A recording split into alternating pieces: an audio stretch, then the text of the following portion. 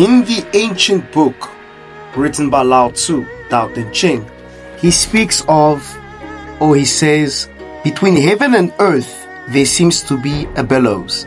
It is empty and yet it is inexhaustible. The more it works, the more comes out of it. No amount of words can phantom it. Better look for it within you. This is reference to what is known as the Lower Dan Tian, a point that is slightly below the navel, and practitioners of traditional Chinese martial arts or people that simply meditate focus on when they're inhaling and exhaling. The first step, however, is to sink the chest so you can round the upper back and allow your intent to go all the way to that point. And through the exhaling and inhaling, you are slowly opening up the lower dantian so you can connect to the point in the feet known as Yongquan. And how you know you are connected is when you can feel the whole weight from the front foot to the back foot, allowing your mind to relax, allowing you to deflame the mind and push it to a point of stillness.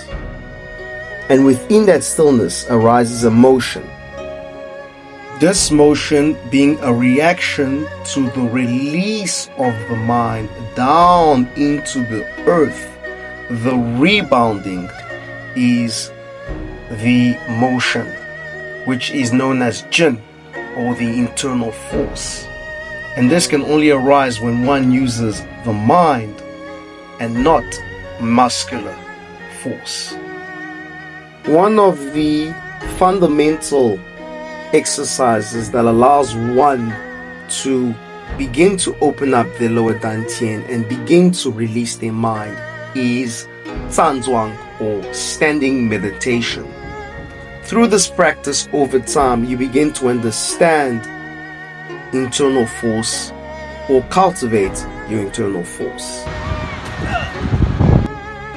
Through practices like standing meditation, and a good reminder, it is not the only exercise, but through exercises like standing meditation, one reaches a state that is known as Sung, which is the relaxation of the muscles and the opening of the sinews, fascia, tendons, ligaments, etc.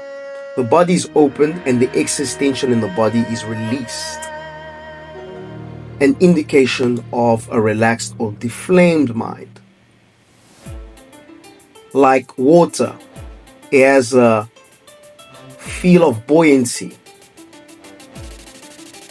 where one can even absorb incoming blows and repel it back into their opponent or training partner, just like this.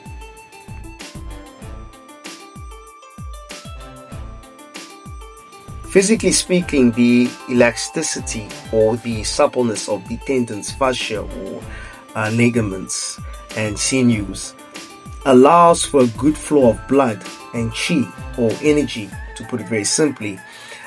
With this, like the looseness or opening of the waist and hip area known as Qua, facilitates in the Jin when you're sinking your intent or releasing the mind, for the Jin to flow nicely up, as well as the Qi, etc. Healthy body allows you to defend yourself properly. In simple words, there's a saying, I Qi Shen. You sink the I to raise the Qi, to rouse the Shen, the spirit. And in my lineage, or the Qing lineage, it serves a purpose. When you're doing the form, you are basically inducting the Qi or radiating it. And where the intent goes, energy follows. So the energy follows the I, which is the intent, and the Jin follows the Qi.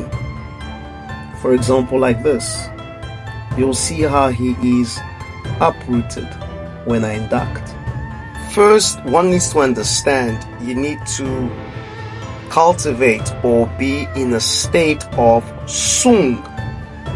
And like I said earlier, practices like standing meditation facilitate or improve this state of being sung.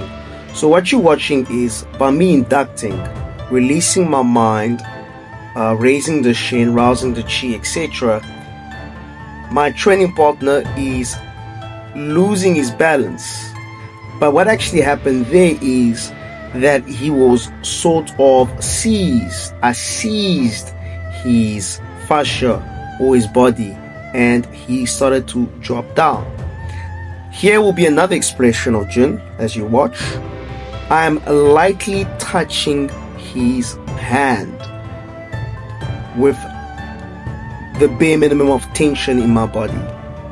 Simple, light and sensitive contact, and I release with my intent.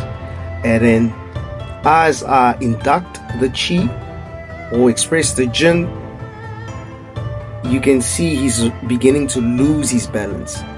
The twitching of his upper body is that slight discomfort. Not that it is sore, but it is moving around his body, and then he moves that direction. And when you're doing the form, as you see, you need to apply those principles. This specifically is to Tai Chi or Taiji Chuan. These are Tai Chi principles. This concept of induction, again, is from, as my chauffeur has taught me, from the Qing lineage. And that being said, one of the things that has helped me greatly with my Tai Chi is standing meditation. If you check the pinned comment of this video, you'll see there is a link to a Gumroad video and instructional booklet on the basic standing meditation of the Hunyun posture, or in the Hunyun posture, the hugging the tree posture. I suggest you give it a check. You click that link and check it out.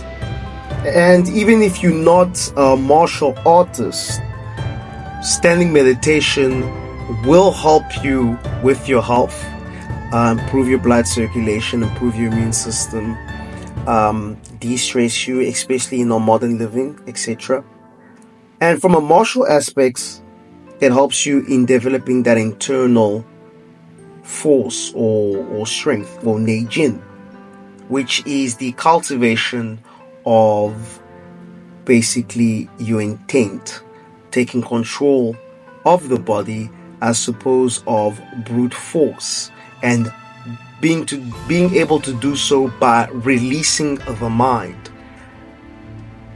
The other thing about modern Tai Chi that is major BS is that it's not a martial art, it's movement meditation. No, there's push hands, there's Dalu, big roll back, Sanshou, the open sparring. I think the problem of Tai Chi practitioners not pressure testing themselves over the decades due to many reasons, it has reduced the art to basically just an empty shell or an empty dance, when it is clearly documented in a lot of the classics, the martial aspects of Tai Chi. Things from storing the Jin as if you're pulling a bow and releasing it. Storing the Jin as if you are pulling a bow, yes, and releasing it like you're releasing an arrow, for example. So there's a lot of those things. And I've gone out of my way of sometimes pressure testing my Tai Chi. It doesn't matter what style it is, whether it's Tai Chi, Bagua, Xingyi, or just Shaolin practices.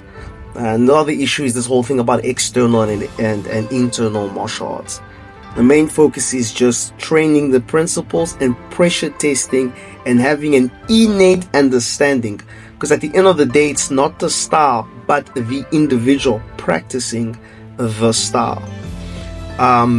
Here's a clip of me sparring one of my friends who does boxing, who did boxing at the time. This was in 2020, and I was applying the principles of adhering, sticking, yielding, connecting and following Zhang Lian Tie Sui, or making an attempt in applying those principles, as you'll see in this clip.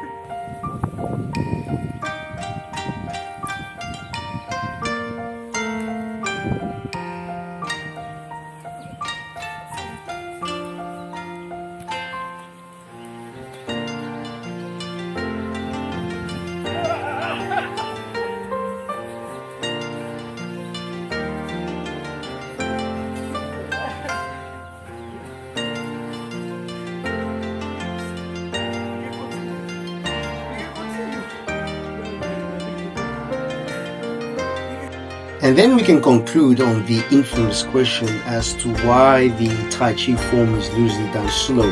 There is a fast form in Yang style Tai Chi Chuan as well, in most lineages, but with regards to the slow form, it facilitates in understanding the concept of Ting Jing, listening energy for beginners, and being able to not rely on muscular force or tensing the muscles. Applying Tai Chi Chuan principles is made easier when you're moving at an even or slow pace, being able to being sung as discussed, as well as maintaining that quote-unquote a meditative state you may acquire or cultivate from standing meditation into the form. As the saying goes, in stillness seek motion, and in motion seek stillness.